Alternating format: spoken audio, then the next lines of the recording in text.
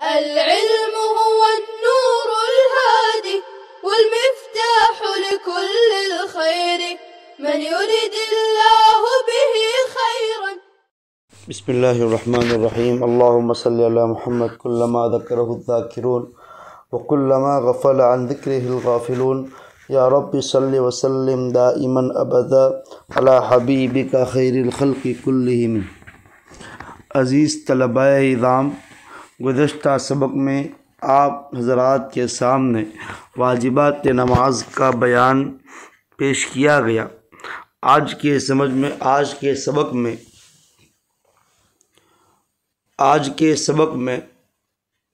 नमाज की सुन्नतों का बयान पेश किया जा रहा है।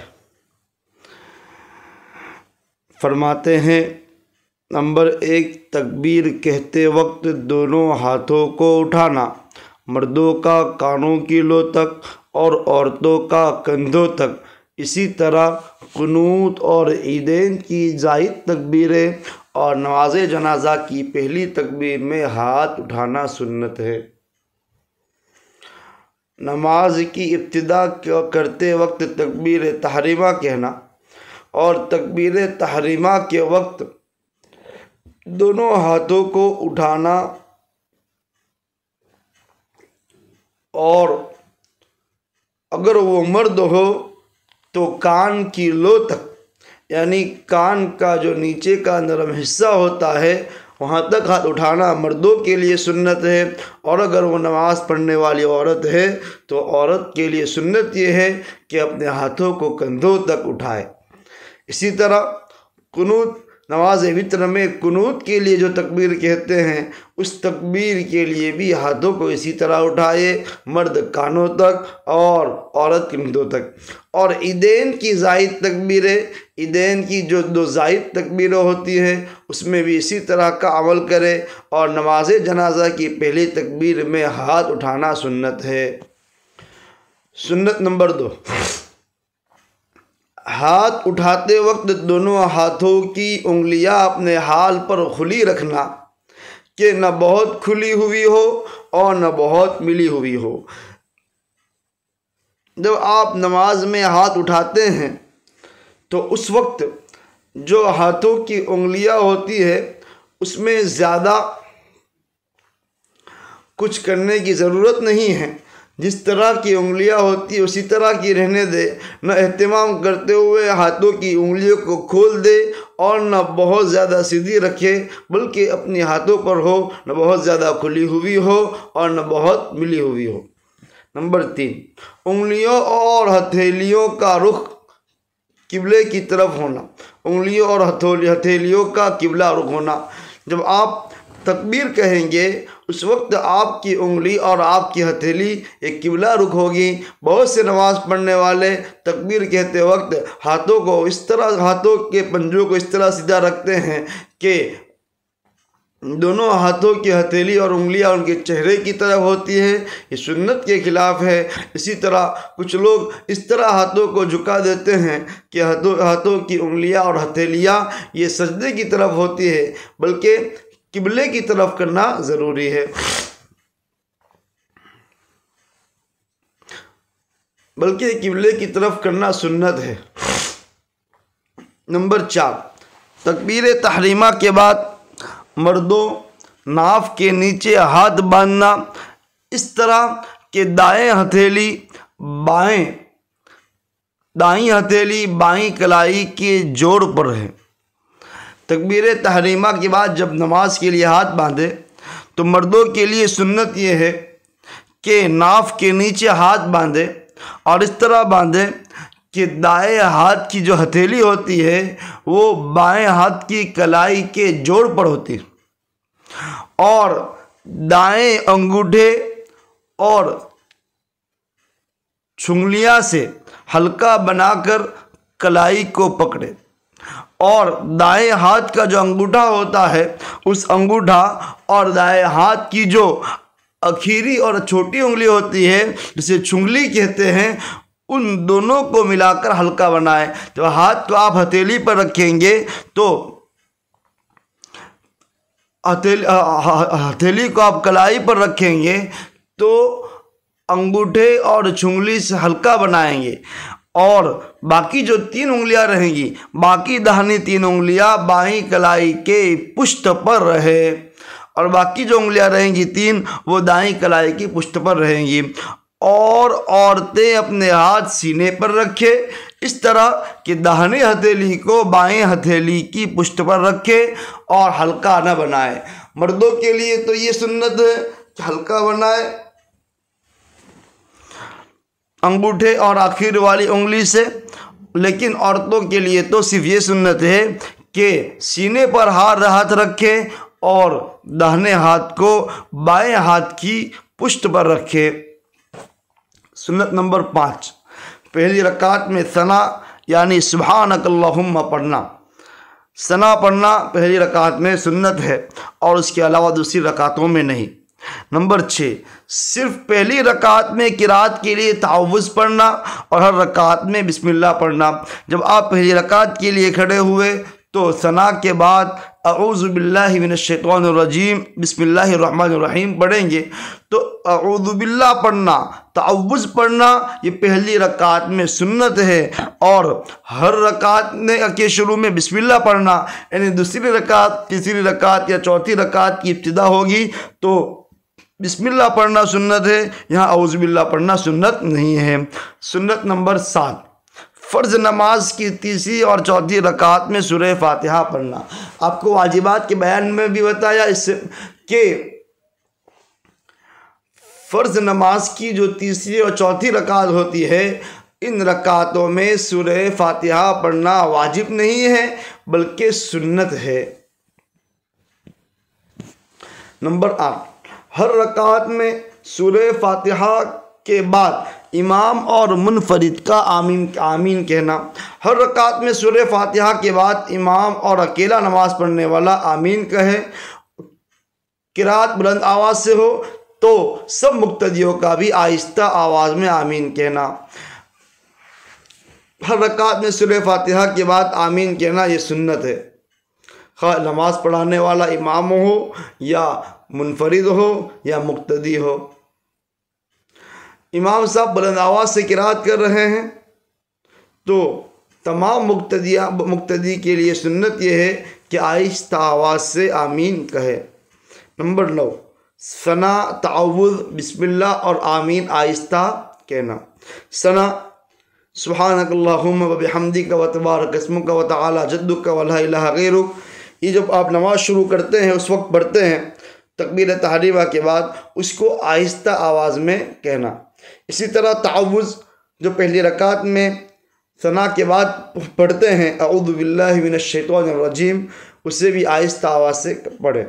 इसी तरह बिस्मिल्लाहिर रहमानिर रहीम ताउव्वुज़ के बाद और दूसरी रकातों में हर रकात के शुरू में ये भी आहिस्ता बिस्मिल्लाहिर रहमानिर रहीम पढ़े। इसी तरह हर रकात में सूरह फातिहा के बाद जो आमीन कहते हैं वो आमीन भी आहिस्ता आवाज़ से कहे। नंबर 10, सुन्नत के मुवाफिक किरात करना। फजर में तवील किरात करना, मगरिब और इशा में मुख्तसर किरात करना और सुन्नत किरात के मुतालिक जो है उसके मुताबिक किरात करना। नंबर 11, सिर्फ फजर की नमाज में पहली रकात की किरात को दूसरी से लंबी करना, यानी फजर की नमाज में पहली रकात की किरात दूसरी रकात की किरात से लंबी हो, ये सुन्नत है। नंबर 12, रुकू में 3 बार सुभान रब्बियल अज़ीम कहना। सुभान रब्बियल अज़ीम, सुभान रब्बियल अज़ीम, सुभान रब्बियल अज़ीम, ये रुकू में कहना सुन्नत है। नंबर 13, रुकू में मर्दों को चाहिए कि वो अपनी पीठ को बिछा दे और सर को पुश्तक की सीध में रखे। रुकू में जाए तो मर्दों के लिए यह है कि वो अपने आप को झुका दे और पीठ के सीध में, पीठ के लेवल में अपने सर को रखे। दोनों हाथों की खुली उंगलियों से घुटनों को पकड़े और आप जब अपनी पीठ और अपने चेहरे सर को सीधा कर लेंगे तो अपने घुटनों को दोनों हाथों की खुली उंगलियों से पकड़ेंगे, यानी घुटनों को पकड़ने के लिए उंगलियों को मिलाएंगे नहीं बल्कि खुली रखेंगे और पिंडलियों को सीधा रखें। पिंडली जो है उसको बिल्कुल सीधा रखेंगे, घुटनों को खम न दे और घुटने झुकाएंगे नहीं, बल्कि घुटने बिल्कुल सीधे रहेंगे, हरगिज झुकाएंगे नहीं, और बाजुओं को पहलू से जुदा न रखें। ये तो रुकू का तरीका हुआ।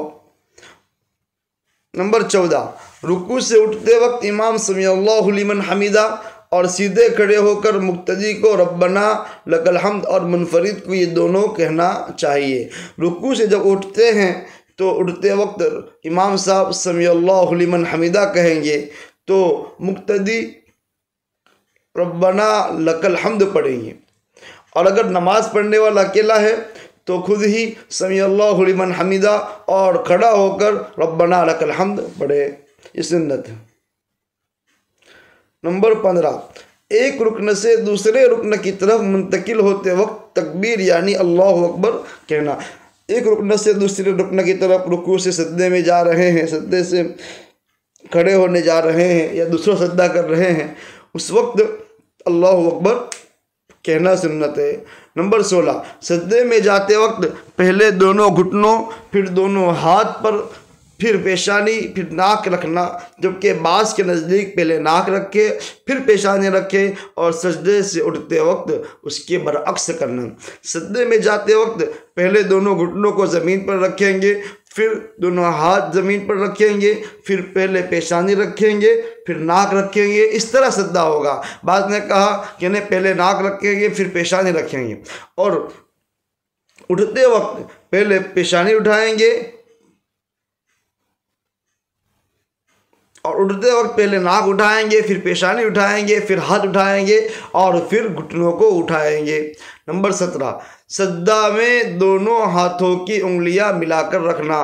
दोनों हाथों की उंगलियों को मिलाकर रखे, खुली न रखे, और किबला रुख रखना यानी उंगलियों को किबले की तरफ करना, और दोनों हथेलियों के दरमियान सजदा करना, और सजदा करते वक्त दोनों हाथों की हथेली के दरमियान सर रखे और अपने बाजुओं को पहलू से जुदा रखे और कहनियों को ज़मीन से ऊंचा रखे। सजदे में आमतौर पर लोग कहनियों को ज़मीन से मिला देते हैं, ये सुन्नत के खिलाफ है। और पीठ को रानों से जुदा रखना मर्दों के लिए सुन्नत है, और पीठ और रान इन दोनों को जुदा रखे, ये सुन्नत है।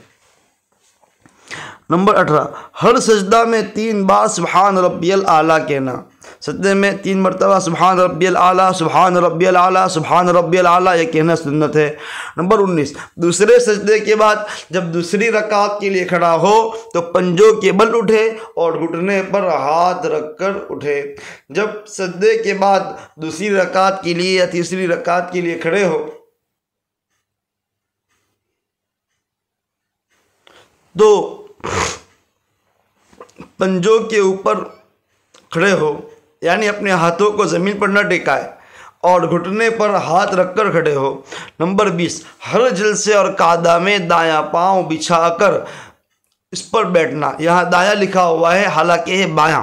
हर जलसे और कादा में बायां पांव बिछाकर इस पर बैठना और दाएं पांव को इस तरह खड़ा करना कि उसकी उंगलियों के सिरे किबला रुख हो। जो उल्टा पाँव होता है, बायां पाँव होता है, उसको बिछा दे और दाएं पाँव को खड़ा करे और उसकी उंगलियों के सिरे को किबले की तरफ करे। नंबर 21, दोनों हाथ रानों पर रखना और हाथों की उंगलियों को अपनी हालत पर छोड़ना और उंगलियों के सिरे घुटने के करीब रखना। कादे में बैठ गए तो दोनों हाथों को रान पर रखे और उंगली को अपनी हालत पर छोड़ देना। उसको बहुत मिलाए ना बहुत चौड़ा करे, बल्कि अपनी हालत पर छोड़ दे और उंगलियों के सिरे घुटने के करीब रखे, यानी थोड़ा आगे से रखे। नंबर 22, तशहुद में अशहदु अल्ला इलाहा इल्लल्लाह पर कलिमे की उंगली से इशारा करना। अब तशहुद पढ़ेंगे तो जब अशहदु अल्ला इलाहा इल्लल्लाह आएगा तो कलिमे की उंगली यानी जो अंगूठे के बाद वाली उंगली होती है उससे इशारा करना। इसका तरीका ये है कि दरमियान की उंगली और अंगूठे के सिरे को मिलाकर हल्का बनाए। जो बीच वाली उंगली होती है उसको और अंगूठे को मिलाकर हल्का बनाए और ला इलाहा पर उंगली खड़ी की जाए। अशहदु अल ला इलाह पर उंगली खड़ी करे और इल्लल्लाह पर उंगली को झुका दे। झुकाने में इसका ख्याल रखे कि थोड़ा सा झुका दे, बिल्कुल गिराना सही नहीं है। यानी बाज़ लोग बिल्कुल उसको घुटने पर रख देते हैं, ये भी सही नहीं है, बल्कि हल्का सा झुका दे। नंबर 23, कादे अखीरा में दुरूद पढ़ना और दुरूद के बाद किसी ऐसी चीज़ की दुआ मांगना जिसका हमारे माशरे में बंदों से मांगने का रिवाज ना हो, ये सुन्नत है। नंबर 24, पहले दाएं तरफ फिर बाएं तरफ सलाम फेरना और साथ में चेहरे को भी फेरना। सलाम कहते वक्त पहले दाहिनी तरफ सलाम करे और दाहिनी तरफ मुंह फेरे, फिर बाईं तरफ सलाम फेरे और बाईं तरफ मुंह करे। नंबर 25, इमाम को दोनों सलाम बुलंद आवाज़ से कहना, मगर दूसरे सलाम को पहले की निस्बत पुस्त आवाज़ में कहना। इमाम दोनों सलाम में आवाज़ बुलंद रखेगा, लेकिन इतना ख्याल रखे कि पहले सलाम को थोड़ा बुलंद आवाज़ से और उसके मुकाबले में दूसरे सलाम को पहले के मुकाबले में थोड़ा पस्त आवाज़ से करे, ये सुन्नत है।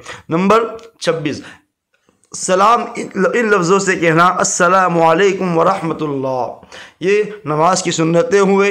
नमाज की सुन्नतों का हुक्म नमाज की सुन्नतों का हुक्म यह है कि कोई भी सुन्नत जानबूझकर छोड़ दे या भूल कर छूट जाए, उससे सवाब में तो कमी आती है, नमाज फासिद नहीं होती और नहीं सद्दे सहव की ज़रूरत होती है। अस्सलामु अलैकुम। لا تنسوا الإعجاب بالفيديو والاشتراك في القناة تشجيعا لنا لنستمر بنشر المزيد إن شاء الله.